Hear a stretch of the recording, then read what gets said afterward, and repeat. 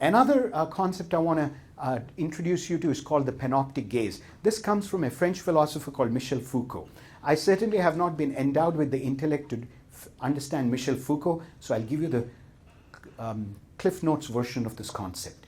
So Foucault noticed that in the concentration camps, there used to be towers from where people would be observing the inmates. But those towers would always be kept in darkness. Why? Because they did not want anybody to know that they were being observed.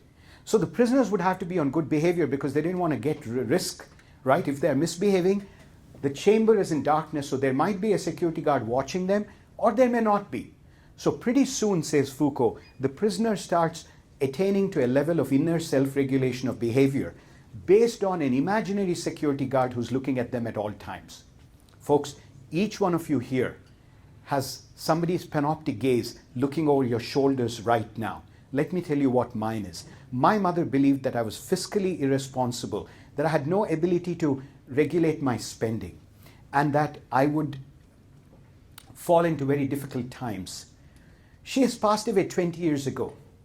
So she always looked at me as somebody who would have a lot of difficulty managing money.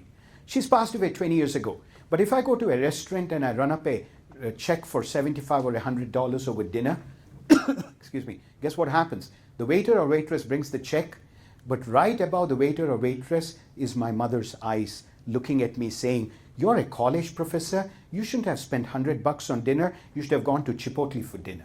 That's the panoptic gaze. It's the idea that your primary caregivers have looked at you with certain gaze and eyes. Eyes that have projected hopes into you and eyes that have projected fears into you. I have a best friend who's working towards her PhD in nursing.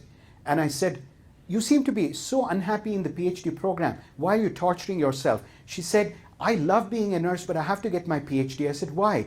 She said, "Because my grandfather wanted me to get a PhD." I said, "Where's your grandfather now?" "He's passed away 20 years ago." This is the effect of the panoptic gaze. We are trying to satisfy the gaze of people who are no longer with us. Folks, wake up. They meant well, they loved you, and their panoptic gaze was just an attempt to tell you they cared about you and they wanted you to live your potential. You need to use a modern translating mechanism. Like if you read the Bible, would you agree that you have to translate it to modern times? Anything that was done in a certain era needs a device called a translator to make it applicable.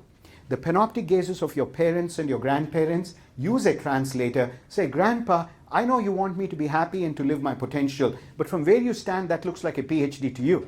But from where I stand, it looks like just being a nurse and not getting my PhD."